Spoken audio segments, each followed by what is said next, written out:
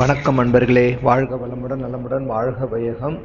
தொடர்ந்து நம்ம பல பதிவுகள் போட்டுக்கிட்டே இருந்தோம். நடுவில் கொஞ்சம் பிரேக் விட்டுட்டோம்.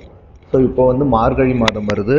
ஏன்னா இதுக்கு முன்னாடி கார்த்திகை மாதத்தோட சிறப்புகள் பல வழிபாடுகள் பற்றி போட்டிருந்தோம். நல்ல ரெஸ்பான்ஸ் இருந்தது நம்ம இன்றொரு தகவல் சுதாமா யூடியூப் சேனலில். ஸோ அது முடிஞ்ச உடனே அடுத்து மார்கழினாவே ரொம்ப திருவிழா தான். மார்கழினாவே அதுக்கு உண்டான கிளைமேட்டு, கால சூழல், அந்த காலை வேலையில் ஏஞ்சிக்கிற நம்ம வேலைகள்லாம் நம்ம ஸ்டார்ட் பண்ணுறது, பூஜைகள், அப்புறம் வழிபாடுகள்.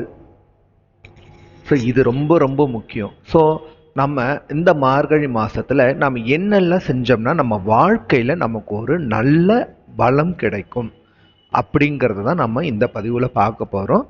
இது பகுதி 1ன்றது மொத்தம் பொதுவான என்னென்னலாம் நம்ம செய்யலாம். பொதுவாக பார்த்திங்கன்னா மார்கழினாவே நாராயண பெருமான் எம்பெருமான் நாராயணர் என்ன சொல்கிறாரு, மாதங்களிலே நான் மார்கழியாக இருக்கிறேன் அப்படின்னா அந்த மார்கழிக்கு எவ்வளோ ஒரு பெரிய ஒரு வரப்பிரசாதமான மாதமாக இருக்கும் பாருங்க. பெருமாளே நான் மார்கழியாக இருக்கிறேன்னும் போது நமக்கு அதை விட வேற ஏதாவது ஒரு கொடுப்பன வேணுமா? அந்த ஒரு மாதத்தில் என்னென்னலாம் நமக்கு பல வழிபாடுகள் இருக்குங்கிறது நல்லாவே தெரியும். ஸோ அதை பற்றி தான் நம்ம பார்க்க போகிறோம். அதுவும் முக்கியமாக பெருமாள் வழிபாடு பார்த்திங்கன்னா எல்லா பெருமாள் கோவில்லையுமே பார்த்திங்கனாக்கா திருப்பள்ளி எழுச்சி, திருப்பாவை, இப்படி நிறைய திருவிழாக்களாக இருக்கும்.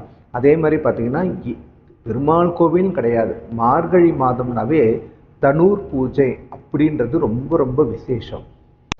அந்த தனூர் பூஜை மற்ற அபிஷேகம் ஆராதனைகள்லாம் பார்த்தீங்கன்னா காலையில் பிரம்ம முகூர்த்தத்தில் எதுவுமே இருக்காது. ஆனால் மார்கழி மாதத்தில் மட்டும் சூரிய உதயத்துக்கு முன்பாகவே எல்லாமே நடந்துடும். சரி, இப்போ நம்ம இந்த மார்கழி மாதத்தோட மிக சிறந்த 2 ரொம்ப ரொம்ப எல்லாரும் எதிர்பார்த்துக்கிட்டு இருக்க 2 வழிபாடு என்னென்னா வைகுண்ட ஏகாதசி. மாதம் முழுவதும் வரக்கூடிய ஏகாதசியில் விரதம் இல்லைன்னா கூட அந்த வருடத்தில் கடைசியாக வரக்கூடிய வைகுண்ட ஏகாதசி அந்த ஒரு நாள் விரதம் இருக்கிறதுங்கிறது ரொம்ப பெரும் புண்ணியங்களை பெற்றுத்தரும். அது நடக்கிறதும் மார்கழி மாதம்தான்.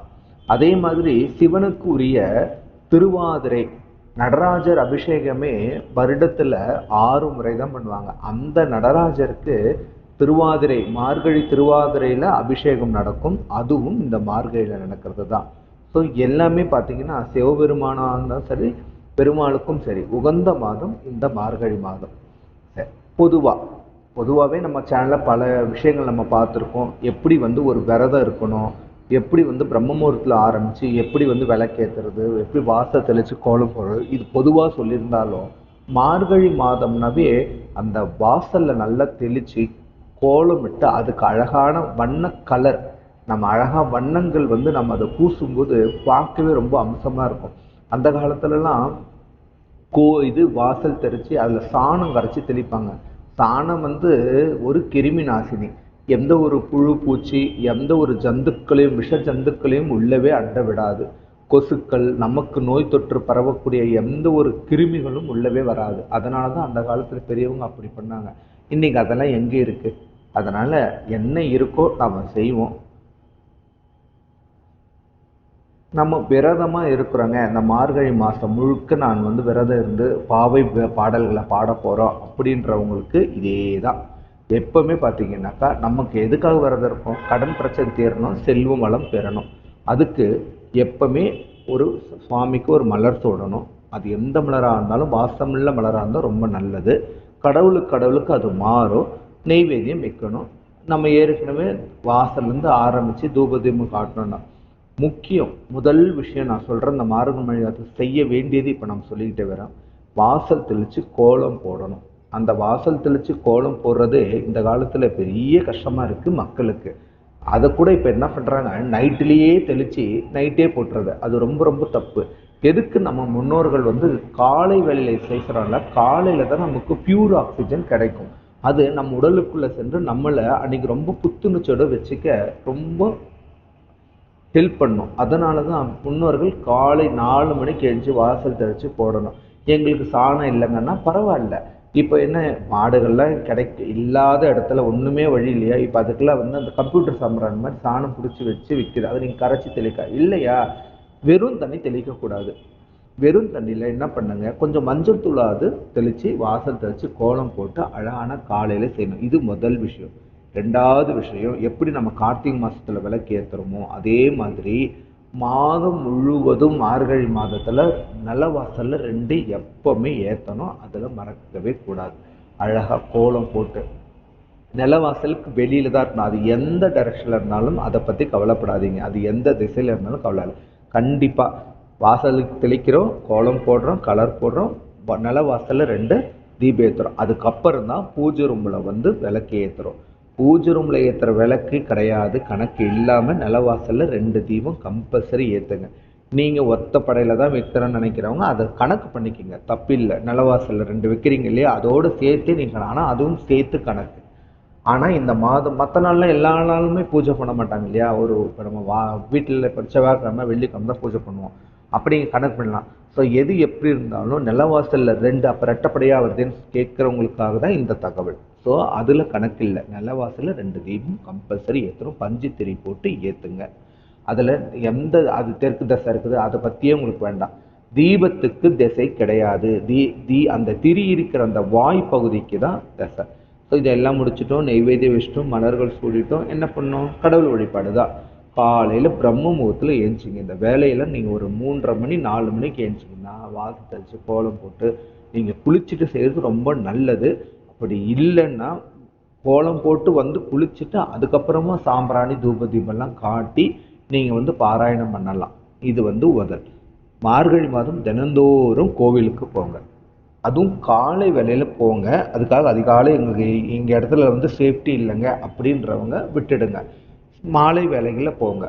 ஆனால் ஏதாவது அந்த மாதத்தில் ஒரே ஒரு வேலையாவது காலையில் துணையோட சேஃப்டியோடு போயிட்டு தனுர்பாத பூஜைன்னு ஒன்று நடக்கும்.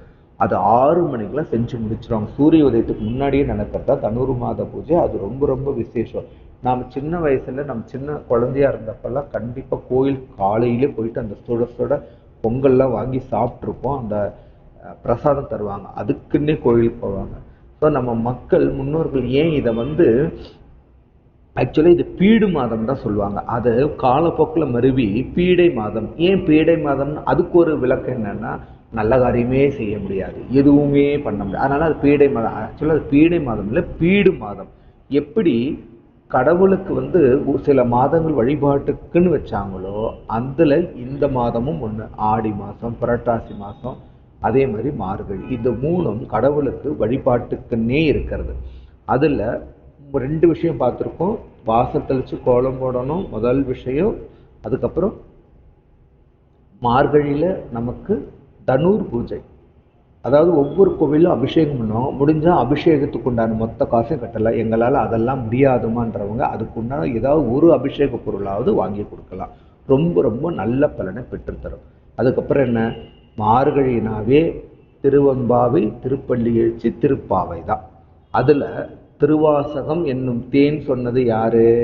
நமச்சிவாய வாழ்கன்ற பாடலை எழுதின, சிவபுராணத்தை எழுதின மாணிக்க வாசகர் சுவாமிகள் தான். அவர் அருளி செய்தது தான் திருவெம்பாவையும் திருப்பள்ளி எழுச்சியும். அதாவது திருவாசகத்தில் நிறைய இருக்கு. அதில் திருவெம்பாவை ஒரு பகுதி, திருப்பள்ளி எழுச்சி ஒரு பகுதி, சிவபுராணம் ஒரு பகுதி. இது எல்லாமே மாணிக்க வாசகர் சுவாமிகள் எழுதியது. இதை நாம் ஒவ்வொரு நாளும் பாடல்களை நம்ம பார்க்க போகிறோம் நம்ம சேனலில். கரெக்டாக காலையில் உங்களுக்கு 3 மணிக்கு பாடல் ரிலீஸ் ஆகிடும் பாருங்கள். 3வது ரொம்ப ரொம்ப விசேஷமானது திருப்பாவை, பாவை பாடல்கள். ஆண்டாள் நாச்சியார் பூமியில் அருளி செய்து 30 நாளும் இந்த திருப்பாவையை பாடி கண்ணனை வந்து மனம் புரிந்த நாள் தான் நமக்கு வந்து மார்கழி மாதத்தில் 30 நாளும் ஆண்டாள் நாச்சியார் விரதம் இருந்து பாவை நோன்பு இருந்து பெருமானை கரம் பிடித்ததாக ஒரு வரலாறு. அது எல்லாருக்கும் தெரிஞ்ச விஷயம். நமக்கு கூட என்ன வேணுமோ அதை நீங்கள் வேண்டி விரத முறையில் இருந்து இதெல்லாம் பாராயணம் பண்ணினா கண்டிப்பாக அடுத்த மார்கழியில் நம்ம நினச்சதை விட நமக்கு நல்லபடியாகவே நடக்கும். சரி, இது மட்டும்தான் நாங்கன்னா கிடையாது. ஏன்னா சிவபெருமானுக்கும் நல்ல திருவாதிரை இருக்கனால சிவபுராணம் நம்ம பாராயணம் பண்ணலாம். அதே மாதிரி பெருமாளுக்கு உகந்த எந்த பாசுரமாக இருந்தாலும் பாராயணம் பண்ணலாம். சரி, அதுக்கப்புறம் செய்ய வேண்டிய முக்கியமான மூன்றாவது விஷயம் என்ன? அன்னதானம்.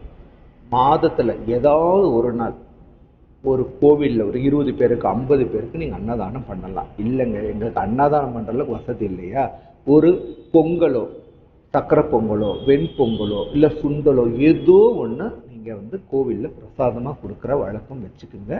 தனுர் மாத பூஜையில் அது எப்போ? காலையில் 6 மணிக்கு கொடுப்பாங்க. அது அபிஷேகம்லாம் பண்ணி முடிச்ச உடனே 5:30க்கெலாம் வந்து கியூ நிற்பாங்க அந்த பிரசாதம் வாங்குறதுக்கு. அது வந்து கோவிலில் கொடுக்கறது. அதை தாண்டி நாம செய்ய வேண்டியது என்ன? அன்னதானம். நம்மளுடைய இந்த பிறவியில் இருக்கிற பெரும் பிரச்சனையிலேருந்து கர்ம வினைகளிலிருந்து நம்மளை காப்பாற்றக்கூடிய ஒரே வழி அன்னதானம், வழிபாடுகள் பண்ணுறோம். அதோடு சேர்ந்து பலன் நமக்கு ரெட்டிப்பாக கிடைக்கணும்னா என்ன பண்ணணும்? அன்னதானமும் பண்ணணும். சரி, இதெல்லாம் நம்ம செய்ய வேண்டியது. என்னெல்லாம் செய்யக்கூடாது? அதாவது உங்களுக்கு வாய்ப்பு இருக்கு, எனக்கு வந்து டைம் இருக்குங்க, நான் தையிலே கடை திறந்துக்கிறேன்றவங்க பண்ணலாம். இல்லை எனக்கு வழியே இல்லை, இந்த மாதம் நான் ஒரு இடத்துலேருந்து இன்னொரு இடத்துக்கு போயே ஆகணும் அப்படின்றவங்க மட்டும் வேற வழி இல்லாமல் கடவுள் மேலே பாரத்தை போட்டு நீங்கள் கடையெல்லாம் திறக்கலாம், தப்பு இல்லை. உங்கள் குலதெய்வத்தை வேண்டிட்டு ஒரு பூஜை பண்ணிட்டு நீங்கள் கடை திறக்கலாம். ஆனால் அதே மாதிரி செய்ய வேண்டியதில் இது வந்து வளைகாப்பு செய்யலாமா? நிறைய பேருக்கு தாராளமாக வளைகாப்பு செய்யலாம். ஏன் தெரியுமா? பாவை நோன்பு இருக்கிறவங்களுக்கு எதுக்கு? கல்யாணம் ஆகணும்.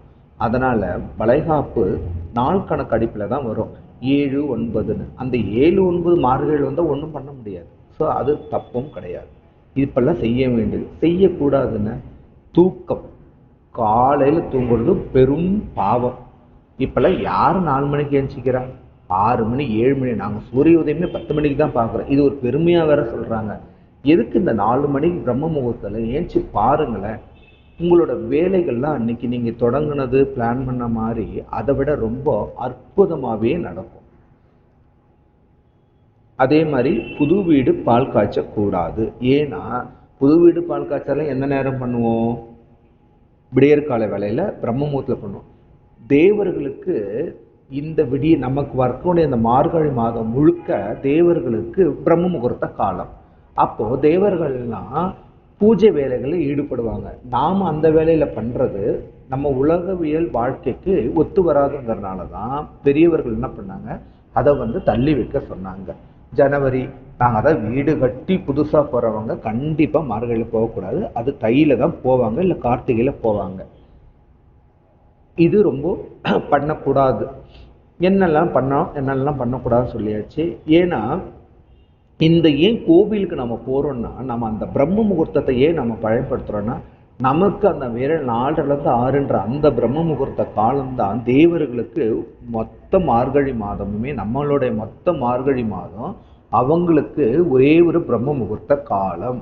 அதனால தான் நாம் இந்த மார்கழி மாதத்தில் பிரம்ம முகூர்த்தத்தில் ஏஞ்சி எல்லா வேலையும் பண்ணிட்டு நம்ம வழிபாடுகளும் அந்த பாவை பாடலும் பண்ணோம்னா கண்டிப்பாக நம்ம வாழ்க்கையில் இருக்கிற பெரும் பிரச்சனை, கடன் பிரச்சனை, செல்வ வளமே இல்லைங்க, எதுவுமே இல்லை, எங்களால் ஒரு முன்னுக்கு கூட வர முடியலன்றவங்க கண்டிப்பாக இதை நீங்கள் பாராயணம் பண்ணி பாருங்கள். 30 நாளும் தொடர்ந்து பாவை நோன்பு பாவை பாடல்களும் பாடி வந்துக்கிட்டே வாங்க.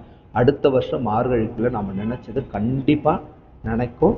நம்ம வாழ்க்கையில் நல்லதொரு முன்னேற்றம் கிடைக்கும். நம்ம சேனலில் தொடர்ந்து அன்னைக்கு 3 மணிக்கு திருப்பாவை திருவம்பாய் 21வது நாள்லேருந்து திருப்பள்ளி எழுச்சி விளக்கத்துடன் கொடுக்குறோம். பாருங்கள், உங்களோட கமெண்ட் செக்ஷன் கொடுங்க. நம்ம சேனலை இது வரைக்கும் சப்ஸ்கிரைபே பண்ணலையா? சப்ஸ்கிரைப் பண்ணிங்க. உங்கள் ஃப்ரெண்ட்ஸ் ஃபேமிலி எல்லாருக்கும் ஷேர் பண்ணுங்கள். ரொம்ப நன்றி, வணக்கம்.